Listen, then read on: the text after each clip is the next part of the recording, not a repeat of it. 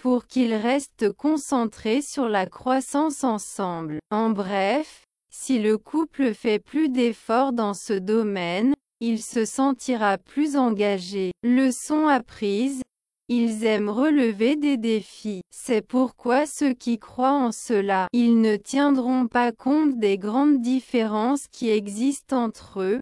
Pour eux, cela se réalise avec le temps et c'est là qu'ils doivent collaborer ensemble. D'autre part, les personnes qui croient beaucoup au destin peuvent éprouver des effets négatifs. Ce n'est pas parfait, surtout au début d'une relation. Si un problème survient, cela peut conduire à la séparation. Les personnes qui croient au destin peuvent se rendre compte que leur partenaire idéal n'est pas aussi parfait qu'ils le pensaient.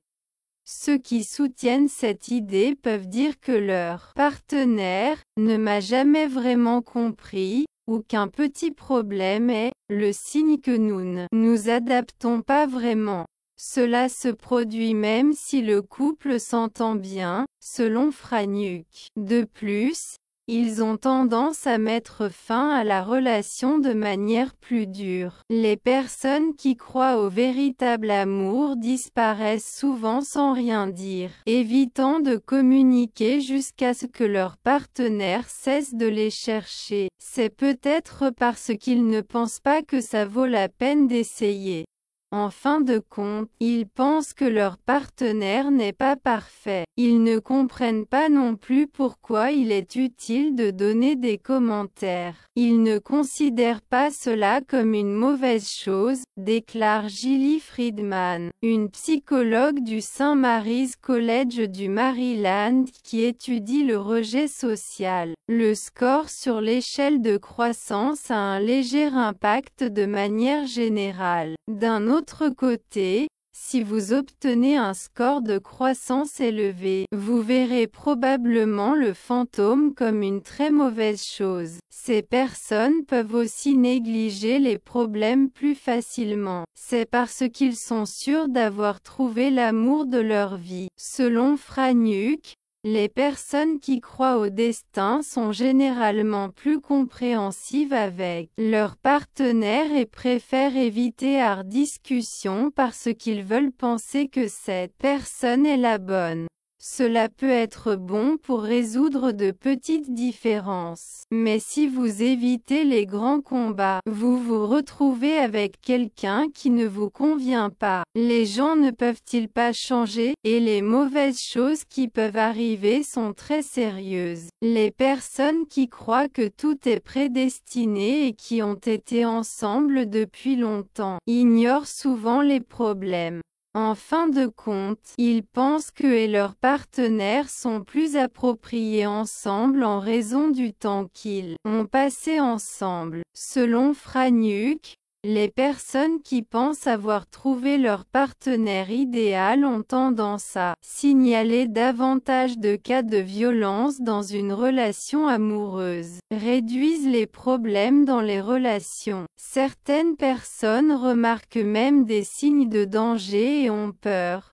Certaines personnes savent qu'elles sont avec le mauvais partenaire, mais elles choisissent de rester ensemble pour des raisons d'argent. En croyant au destin, les gens deviennent plus tolérants et cela peut les amener à des situations dangereuses. Les idées se contredisent pas nécessairement. Les spécialistes affirment également que le changement est compliqué. En bref, si vous pensez à trouver votre partenaire idéal dès votre plus jeune âge, il est probable que vous garderez toujours cette croyance. Ces idées sont très populaires. Entre 20 et 30 ans, notre façon d'être ne change pas grand-chose. Selon Franiuk, tout comme la façon dont nous sommes. La façon dont nous interagissons avec les autres commence dès que nous sommes petits. Les enfants croient en leurs idées sur les relations en observant celles qu'ils ont autour d'eux. Mais les deux théories ne se contredisent pas. Friedman dit que les relations s'améliorent lorsque les couples travaillent ensemble, mais qu'il croit toujours en trouver la bonne personne pour eux. Pas beaucoup de gens pensent qu'il est impossible de grandir ensemble dans une relation. Nous pouvons encore modifier la façon dont nous communiquons ces idées. Nous espérons que ce que nous avons vécu dans le passé nous aidera à mieux faire face aux nouvelles relations. Par conséquent, croire à trouver votre partenaire idéal ne signifie pas que vous devez mettre fin à vos relations sans expliquer, ou vous pouvez même éviter de faire des efforts parce que vous pensez que vous et votre partenaire ne conviennent pas l'un à l'autre. C'est pourquoi, selon les spécialistes, mieux connaître nos propres préférences romantiques peut nous aider à surmonter les défis auxquels nous sommes confrontés dans nos relations amoureuses. Avez-vous regardé les nouvelles vidéos que nous avons téléchargées sur YouTube? Inscrivez-vous sur notre chaîne. Croire en le véritable amour peut vous faire oublier le bien et le mal, ce qui peut être préjudiciable à votre relation. Avez-vous déjà confié à vos amis vos problèmes de mariage et leur avez-vous entendu dire que cela ne valait pas la peine de s'inquiéter? Ou avez-vous vu quelqu'un dans votre cercle social s'impliquer dans une relation qui, selon vous, ne réussira pas? Les psychologues ont découvert deux niveaux qui affectent la façon dont nous établissons et entretenons des relations. L'importance que nous attachons aux premières impressions et aux signes de compatibilité est évaluée par l'un, tandis que l'autre considère la probabilité de faire face à des problèmes dans les relations. Ce sont les théories implicites des relations qui ne sont pas souvent mentionnées. Nous pouvons intuire que nous sommes plus ou moins enclins à croire au véritable amour, mais ce n'est pas quelque chose dont nous discutons ouvertement avec les autres ou que nous sommes conscients lorsque nous commençons de nouvelles relations. Ensemble, ces deux échelles peuvent révéler si nous sommes plus susceptibles d'éviter de parler des problèmes avec nos partenaires, de chercher des défauts là où ils n'existent peut-être pas et de disparaître sans donner d'explication. Les différences dans ces attitudes implicites peuvent aussi nous aider à comprendre pourquoi d'autres personnes nous semblent souvent inexplicables dans leurs décisions de mariage. Vous pouvez tester les deux évaluations dont nous parlons ici aujourd'hui pour déterminer votre position sur ces échelles. Croyez-vous toujours au coup de foudre? Ou dans l'amour qui devient plus fort au fil du temps? L'échelle de la double âme. Le numéro 1 signifie totalement en désaccord, et le numéro 7 signifie tout à fait d'accord. 1. Les gens sont faits l'un pour l'autre, pour qu'une relation conjugale réussisse. 2. Dans ce monde, il y a quelqu'un qui est parfait, ou presque parfait, pour moi. 3. Beaucoup de personnes naissent qui se marient découvrent, au lieu de développer, un lien profond et intime avec leur conjoint. 4. Il est crucial que ma femme et moi soyons amoureux l'un de l'autre après le mariage. 5. Je ne pourrais pas me marier avec quelqu'un sans être amoureux de lui. 6. Ni l'homme approprié ni la femme appropriée n'existent. 7. Je souhaite que mon futur mari, ou femme, soit la personne la plus merveilleuse que j'ai jamais rencontrée. 8. Les personnes à la recherche d'un partenaire idéal mettent beaucoup de temps à le trouver. 9. Les gens ne sont pas faits l'un pour l'autre, de sorte que la plupart des mariages échouent. 10. Les gens ont souvent des liens avant de se rencontrer. Nous sommes passés au classement. Additionnez d'abord les numéros des questions 1, 2, 3, 4, 5, 7, 9 et 10. Utilisez le nouveau numéro comme réponse, qu'il soit négatif, pour les questions 6 et 8. Par exemple, si vous répondez 6, Votre réponse sera 2, puisque 6 moins 8 est égal à moins 2. Pour obtenir votre moyenne sur cette échelle, additionnez tous les chiffres, puis divisez le total par 10. Les personnes ayant un score plus élevé sur l'échelle de crescimento s'améliorent souvent dans les relations. Le degré de pragmatisme. Le numéro 1 signifie totalement en désaccord, et le numéro 7 signifie tout à fait d'accord. 1. Le succès d'une relation conjugale dépend principalement de l'effort des parties impliquées. 2. L'effort est plus important dans le mariage que la compatibilité. 3. L'amour dans une relation grandit, au lieu de se rencontrer. 4. La plupart des mariages fonctionneraient si les gens faisaient simplement des efforts. 5. S'il était raisonnable, je pourrais être heureusement marié à la plupart des gens. 6. Les gens ne font pas l'effort, pour l'eau que la plupart des mariages échouent. 7. Le temps que vous connaissez quelqu'un détermine à quel point vous le connaissez. 8. Je serais heureux si je devais épouser n'importe qui. 9. Ce n'est qu'avec le temps que vous pourrez vraiment connaître votre conjoint. Additionnez toutes vos réponses et divisez-les par 9 pour obtenir votre score. Ceux qui croient au destin peuvent quitter la relation N et fantasmer avec leur partenaire lorsqu'ils se rendent compte que quelqu'un n'est pas leur âme sœur. René Franuc de l'Université Aurora de l'Illinois a utilisé le questionnaire sur les théories des relations pour enquêter sur les théories implicites, la satisfaction et la longévité des relations. Les questions de ce questionnaire proviennent de ce questionnaire. Pour caractériser les deux échelles, Franuc utilise les termes âme sœur et pragmatisme. D'autres chercheurs utilisent les termes destination et croissance pour décrire des échelles similaires. Analyse des résultats. Si votre note dans la croyance en votre âme sœur est élevée et vous a surpris, ne désespérez pas.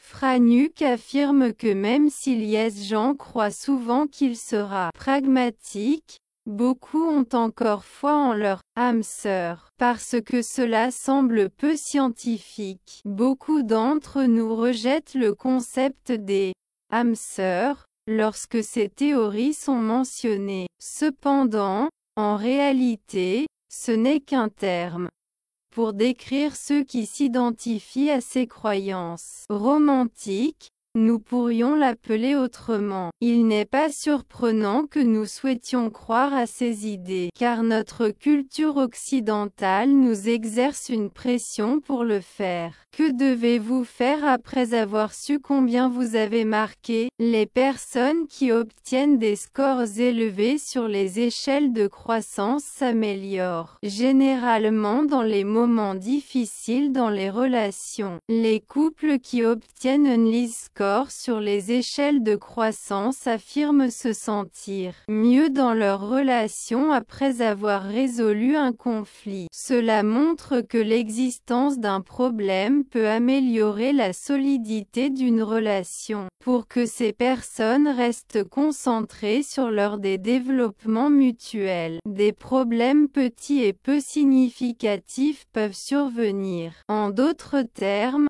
le couple se sentira plus engagé plus il fera d'efforts à cet égard. Morale, ils apprécient les défis. Ceux qui ont cette perspective ignoreront les différences significatives en termes de compatibilité, car ils pensent que cela se développera au fil du temps et c'est là qu'ils doivent collaborer. Ceux qui font confiance au destin ont le contraire, avec quelques conséquences dangereuses. Pas complètement parfait. La présence d'un problème peut précipiter la rupture, surtout dans les premiers stades d'une relation, car ceux qui font confiance au destin se rendent compte que leur âme sœur, parfaite, ne l'est pas tant.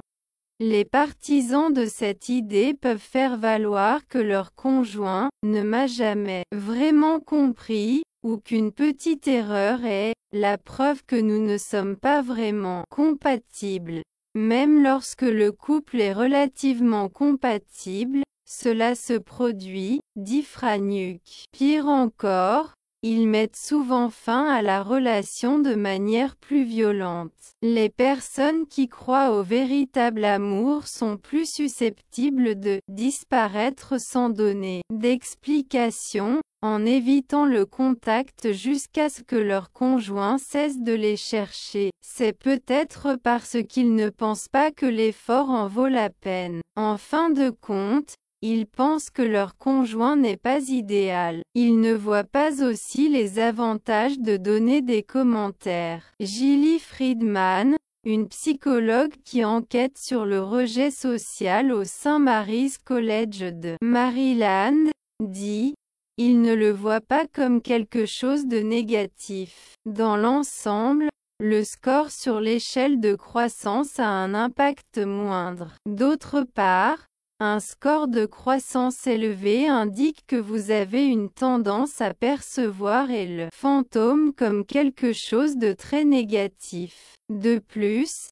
ces personnes sont plus susceptibles d'ignorer les conflits. C'est parce qu'ils pensent avoir trouvé le véritable amour. Selon Franuk, ceux qui croient au destin sont généralement plus tolérants envers leurs conjoints et sont plus susceptibles d'éviter les conflits parce qu'ils veulent croire que cette personne est leur âme sœur.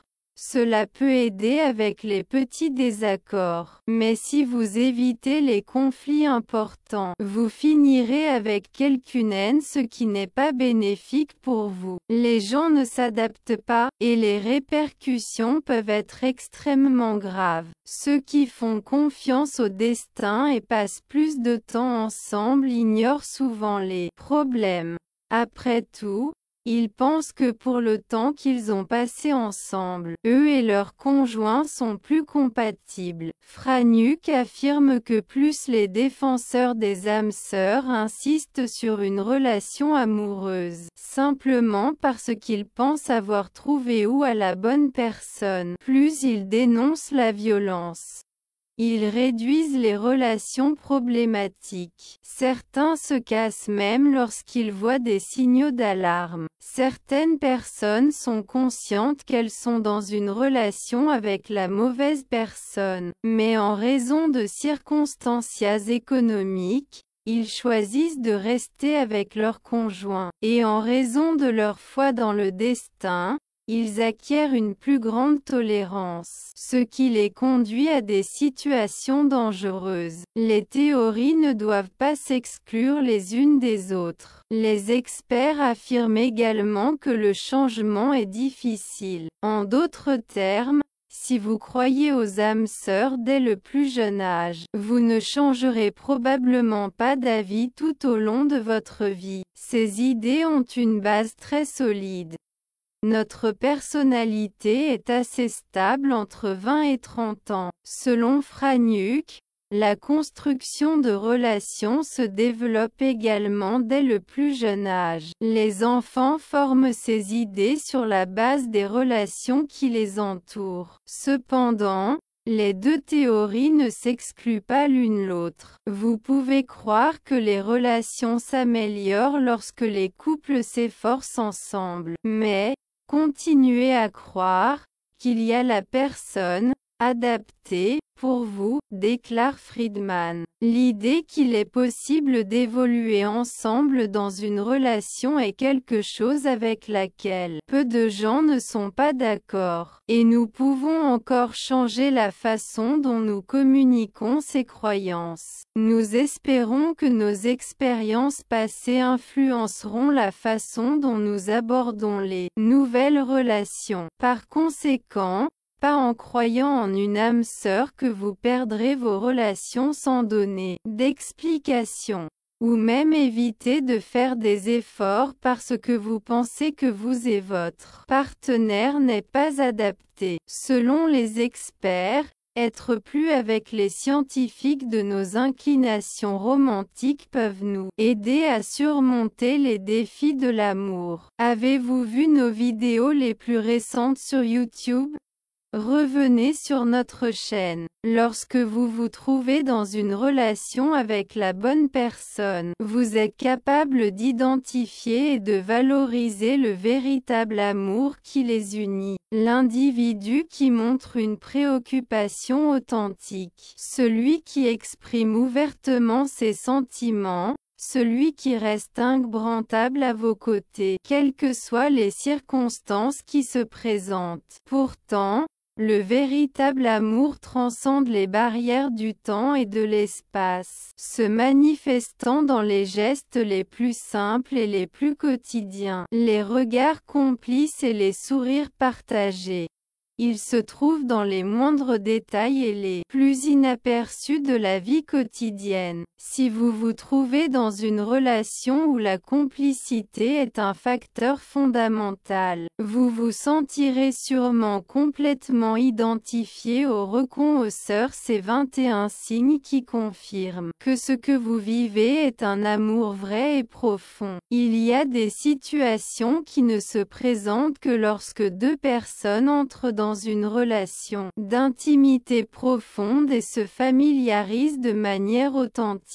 Le véritable amour est démontré par la capacité d'exprimer sincèrement qu'un cadeau d'anniversaire n'a pas été à votre goût et d'être prêt à l'échanger sans craindre de blesser les sentiments de l'autre personne. En fin de compte, vous ne finissez pas toujours par obtenir exactement ce que vous vouliez, mais cela ne devrait pas être un sujet d'inquiétude ou de déception. C'est avoir la capacité d'anticiper avec une certitude absolue quel sera le choix culinaire de votre compagnon dans un établissement gastronomique ou au moment de passer une commande à domicile, sans qu'il soit nécessaire que celle-ci émette un mot. Je vais boire de l'eau fraîche sans gaz et lui un cola classique normal, mais seulement avec de la glace, pas de citron s'il vous plaît,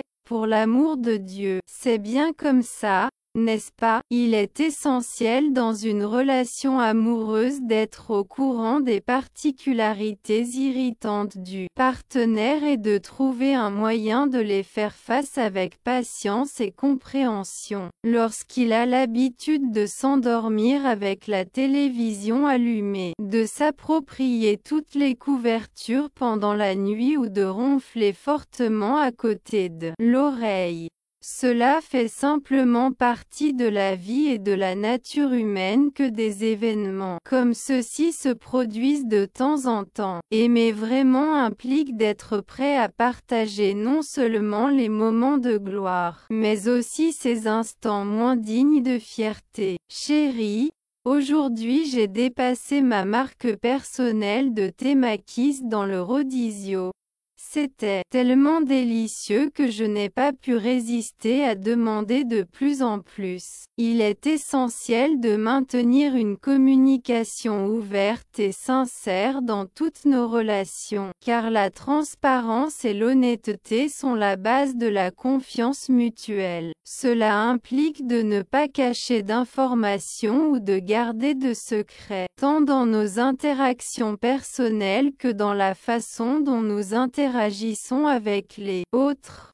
Il faut se rappeler que la confiance se construit par l'authenticité et la franchise, et que les chilesmes et les rumeurs ne font que saper l'intégrité des connexions humaines. Il est donc important de cultiver une culture de transparence et de respect mutuel dans laquelle nous pouvons communiquer ouvertement et honnêtement, sans crainte de jugement ou de critique. Neri, tu n'as vraiment aucune idée de ce dont tu parles. Le véritable amour se manifeste en étant capable d'identifier immédiatement la colère chez l'autre personne en lui dirigeant simplement le regard. Je ne suis pas du tout en colère.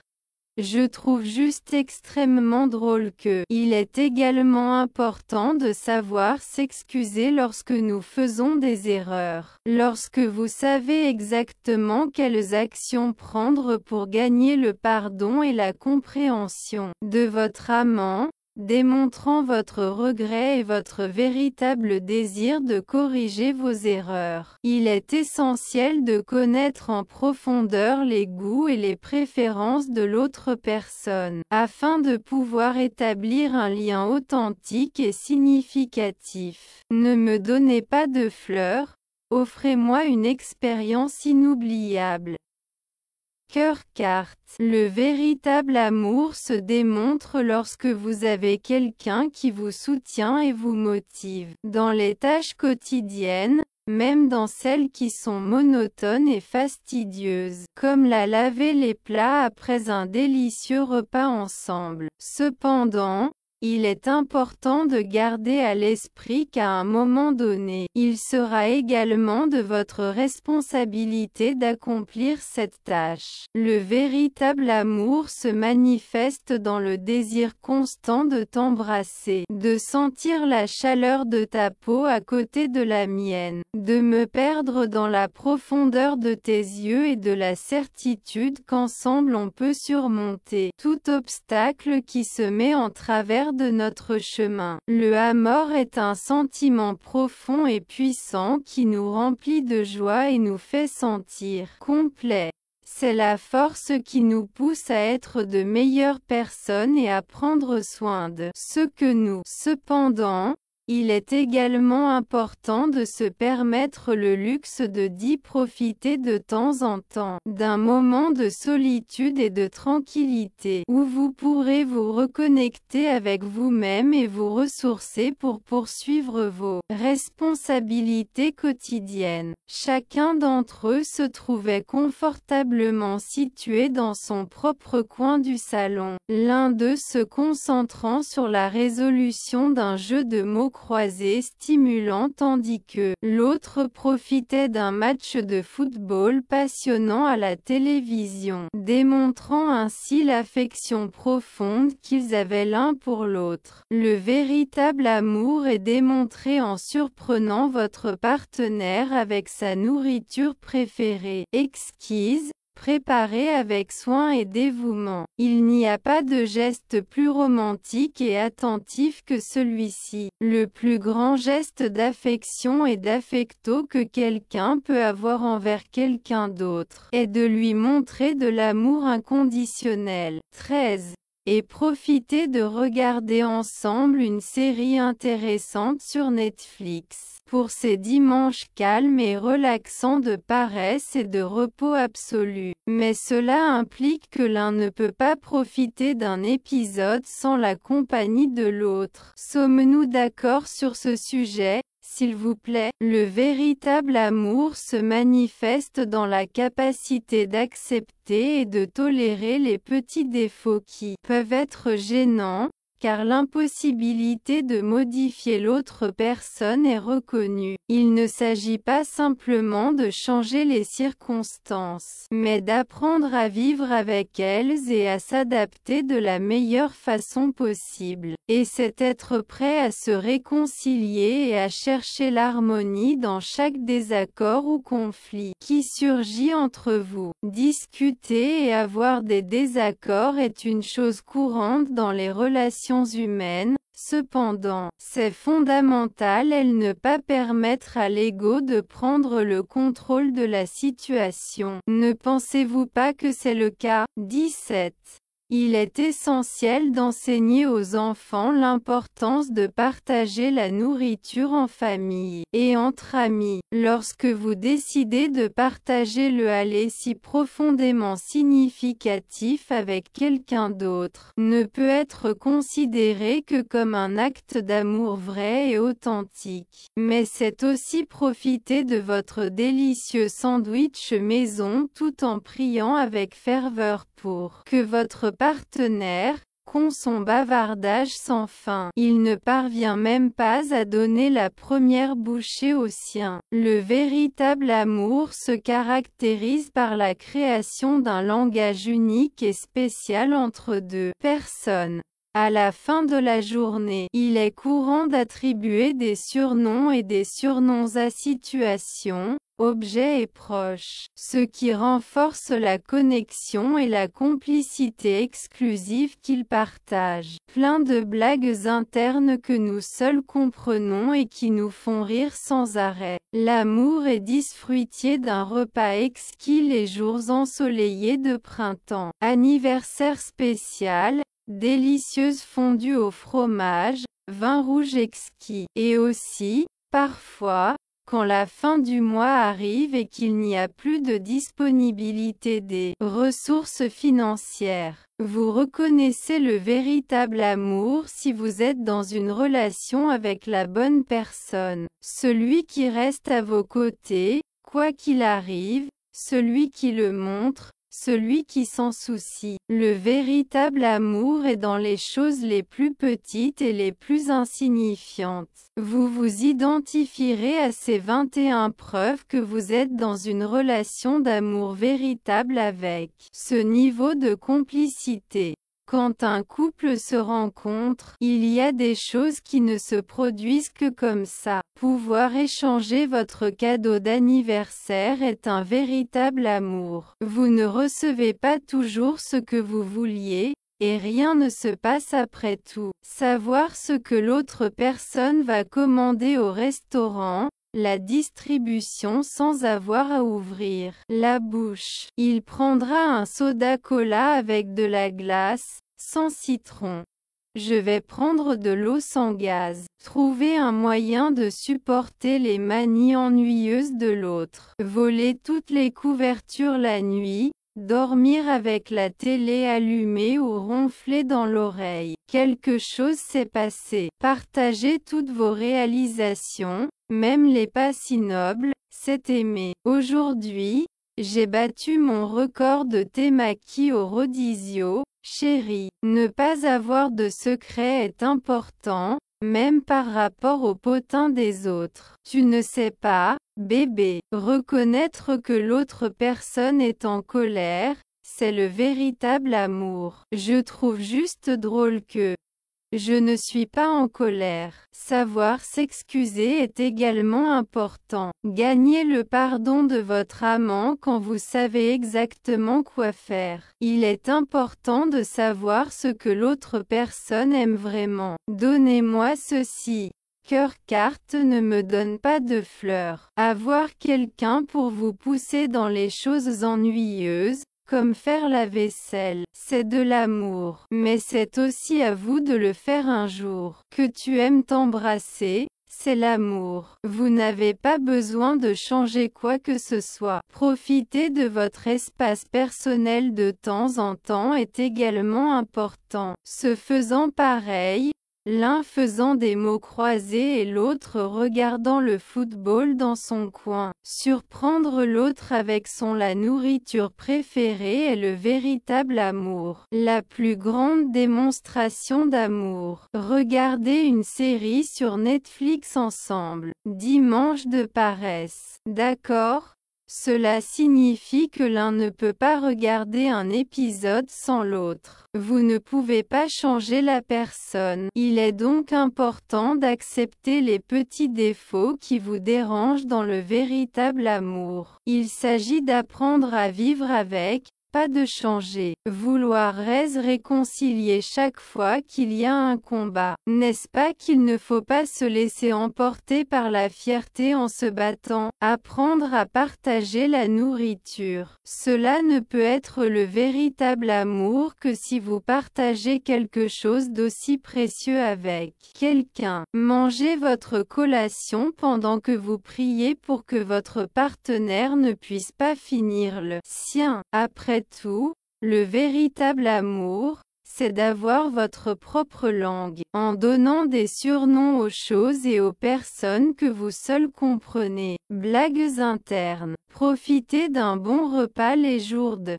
c'est aimer. Vin, fondue, anniversaire. Et quand la RV est terminée, c'est aussi la fin du mois. Avoir foi en l'amour authentique peut vous empêcher de voir à la fois le positif et le négatif, ce qui peut parfois être préjudiciable à votre relation. Avez-vous partagé vos dilemmes conjugaux avec vos amitiés et on vous a conseillé que cela ne vaut pas la peine d'être angoissé? Avez-vous déjà vu quelqu'un de votre groupe d'amis se lancer dans une relation qui, de votre point de vue, semble vouée à l'échec? Deux échelles ont été découvertes par les psychologues, qui ont un impact sur la façon dont nous mangeons et entretenons des relations. L'une des mesures reflète la pertinence que nous accordons aux premières impressions et aux premiers signes d'affinité. L'autre évalue la possibilité de faire face à des difficultés dans les relations. Ce RSE rapporte aux théories non explicites sur les relations, car nous les mentionnons rarement dans les conversations. Nous avons peut-être une intuition sur notre volonté de croire en l'amour authentique, mais nous le partageons rarement généralement ou nous en tenons compte lors du démarrage d'une nouvelle relation. En joignant ces deux mesures, il est possible de découvrir si nous avons tendance à échapper aux conversations difficiles avec nos partenaires, à chercher des imperfections là où il n'y en a pas et à désapparaître sans laisser de traces. Ghosting. Les disparités dans ces attitudes sous-jacentes peuvent également nous donner de la clarté sur les raisons pour lesquelles nous trouvons souvent déconcertant le choix du partenaire des autres. Pour découvrir votre emplacement N sur ces échelles, vous pouvez faire l'expérience des deux évaluations que nous avons mentionnées ci-dessus. À cette occasion, êtes-vous convaincu de l'existence de l'amour à première vue, ou peut-être dans l'amour qui s'épanouit au fil des ans? La mesure du couple parfait. Répondez aux questions en attribuant une valeur de 1 à 7. Où 1 représente complètement en désaccord, et 7, totalement d'accord. La clé du succès d'un mariage réside dans le fait que les gens sont parfaitement pénétrés les uns avec les autres. Il y a dans ce vaste monde quelqu'un qui s'intègre parfaitement avec moi, ou du moins presque parfaitement. Dans les unions matrimoniales, les gens roses trouvent un lien profond et étroit avec leur partenaire au lieu de le créer. Il est d'une importance vitale que la flamme de l'amour reste allumée entre moi et mon partenaire une fois que nous nous sommes mariés. Il serait impossible pour moi de m'unir en mariage avec quelqu'un que je n'aimais pas profondément. Le compagnon parfait n'est pas une réalité, ni le couple idéal. J'ai envie que la personne avec qui je partage mon vida à l'avenir soit la plus extraordinaire qui ait traversé mon chemin. Perdre du temps est ce que font ceux qui cherchent le partenaire idéal. La cause principale de la plupart des mariages qui ne fonctionnent pas est que les gens ne sont pas compatibles les uns avec les autres. Souvent, les liens entre les individus se forment avant leur rencontre. Nous allons entrer dans le monde des signes de ponctuation. Dans un premier instantia, effectue l'addition des chiffres des questions 1, 2, 3, 4, 5, 7, 9 et 10. Dans les questions 6 et 8, vous devez soustraire 8 à la valeur et utiliser le résultat comme réponse, qu'il s'agit d'un nombre négatif. Si, par cas, vous avez scellé si vous avez le numéro 6, votre solution sera 2. 6 moins 8 est égal à moins 2. Ajoutez toutes les valeurs, puis divisez la somme résultante par 10 pour calculer votre moyenne. Sur cette échelle, lorsque les relations sont confrontées à des défis, ceux-là individus qui se situent au sommet de l'échelle de croissance ont généralement des performances supérieures. Niveau de pragmatisme. Répondez aux questions en attribuant une valeur de 1 à 7, où 1 indique « complètement en désaccord » et 7 « tout à fait d'accord ». La clé du succès d'un mariage réside dans l'effort que chaque individu est prêt à investir pour que la relation prospère. Dans le lien conjugal, le dévouement est plus pertinent que l'harmonie entre les conjoints. Dans une relation, l'amour s'épanouit au lieu d'être trouvé. Si les gens ne